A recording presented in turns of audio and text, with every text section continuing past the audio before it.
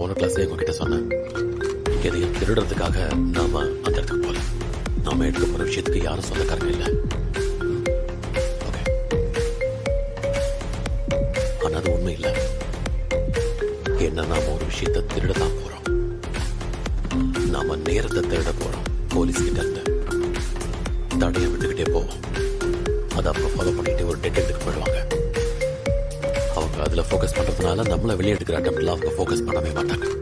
இது மூலமா நமக்கு கிடைக்கிற டைம் ஜவ்வ டைம் மாதிரி நாம எழுதுகிட்டே போகணும்.